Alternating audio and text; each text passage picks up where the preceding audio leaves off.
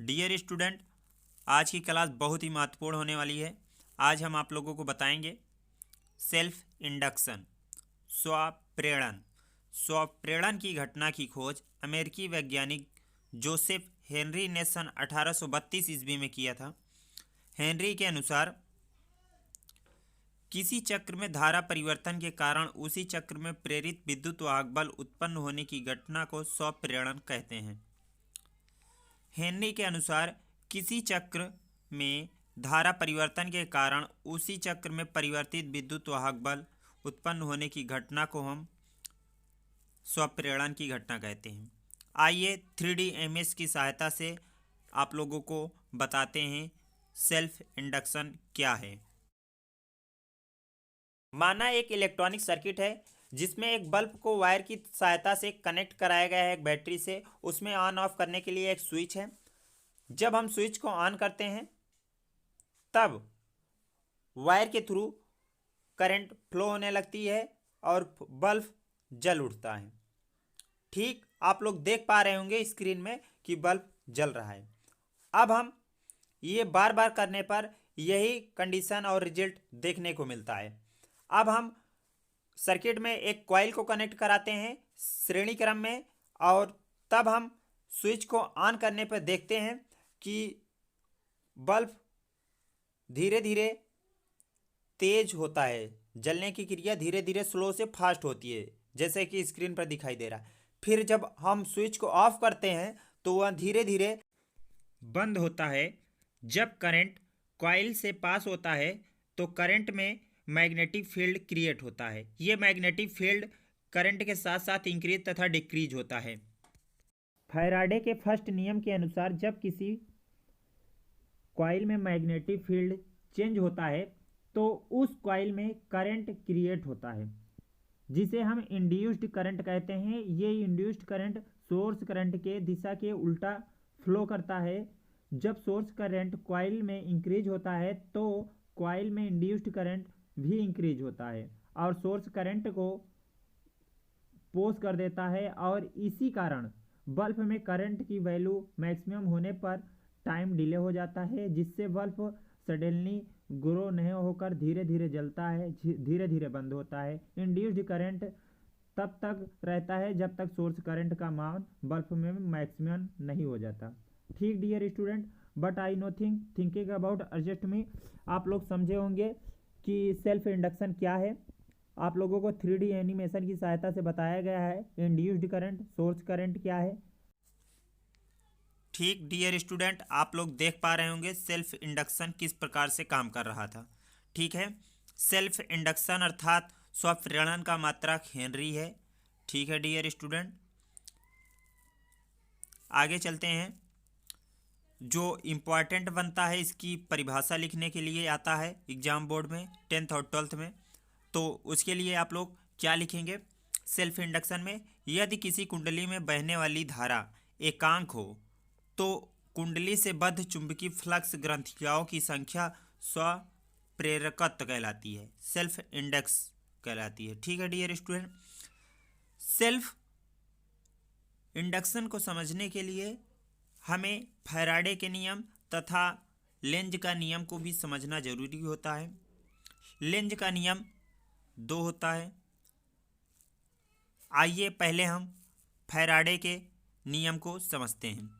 ठीक है, फैराडे के नियम के अनुसार देखिए, इस नियम के अनुसार किसी बंद परिपथ में उत्पन्न विद्युत वाहक बल परिपथ से होकर प्रवाहित चुंबकीय फ्लक्स में परिवर्तन दर के बराबर होता है। ठीक है डियर स्टूडेंट, इस नियम के अनुसार किसी बंद परिपथ में उत्पन्न विद्युत वाहक बल उस परिपथ से होकर प्रवाहित चुंबकीय फ्लक्स के परिवर्तन की दर के बराबर होता है।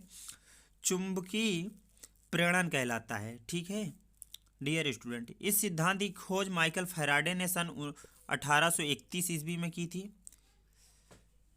ये फैराडे का नियम है, प्रथम नियम है। इसकी खोज फैराडे जी ने 1831 ईस्वी में की थी। ठीक इसी वर्ष जोसेफ हेनरी ने स्वतंत्र रूप से इसी सिद्धांत की खोज कर दी। अर्थात दोनों वैज्ञानिकों ने एक वर्ष में उस सन एक में ही थोड़ा आगे पीछे करके दोनों लोग इस सिद्धांत के बारे में अपने मत को व्यक्त किया, जो कि दोनों का मत जब रिजल्ट को मिलाया गया तो सेम आया। इसलिए इस नियम को फैराडे ने पहले दिया था, इसलिए फैराडे का प्रथम नियम दिया गया। ठीक है डियर स्टूडेंट, आइए फैराडे का प्रथम नियम समझते हैं। किसी विद्युत अवघटन के फलस्वरूप प्रत्येक इलेक्ट्रोड पर मुक्त इलेक्ट्रॉन वाले पदार्थ की मात्रा विलय में से प्रवाहित होने वाली विद्युत धारा के समानुपाती होता है। फिर से समझिएगा डियर स्टूडेंट, किसी विद्युत अवघटन के फलस्वरूप प्रत्येक इलेक्ट्रोड पर मुक्त होने वाले पदार्थ की मात्रा विलय में से प्रवाहित होने वाली विद्युत धारा के समानुपाती होता है। ठीक है डियर स्टूडेंट, आप लोग इसको याद कर लीजिएगा।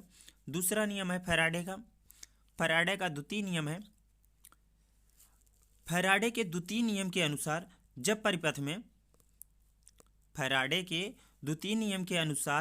परिपथ में प्रेरित विद्युत वाहक बल का परिमाण उस परिपथ से बद्ध चुंबकीय फ्लक्स के परिवर्तन दर के अनुक्रमानुपाती होता है।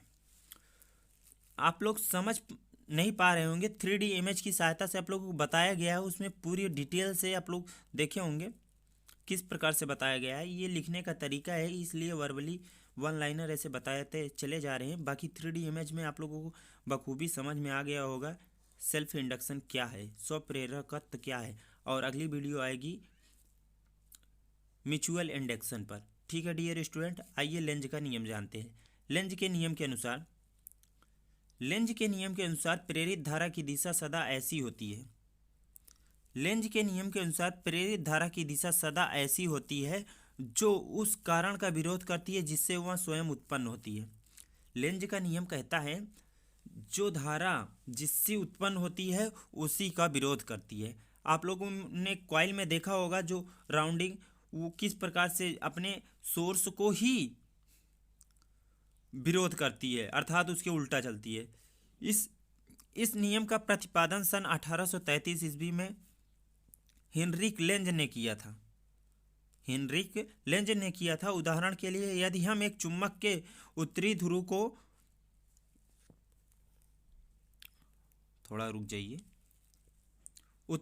को किसी कुंडली के समीप लाएं तो कुंडली में प्रेरित धारा की दिशा इस प्रकार होती है कि कुंडली का वह सिरा जो चुंबक की ओर है उत्तरी ध्रुव बन जाता है, अर्थात इधर से देखने पर धारा वामावर्त में प्रवाहित होने लगती है। उत्तरी ध्रुव बन जाने से यह सिरा आने वाली चुंबक के प्रतिकर्षण बल लगता है। यह प्रतिकर्षण बल ही चुंबक की गति पास आने का विरोध करता है। अब यदि हम चुंबक की कुंडली से दूर ले जाएं तो कुंडली में प्रेरित धारा की दिशा बदल जाती है तथा कुंडली का चुंबक के पास वाला सिरा दक्षिणी ध्रुव बन जाता है, जो चुंबक की अपनी ओर आकर्षित करता है अतः चुंबक की गति का विरोध करता है। डियर स्टूडेंट, आज के लिए बस इतना ही।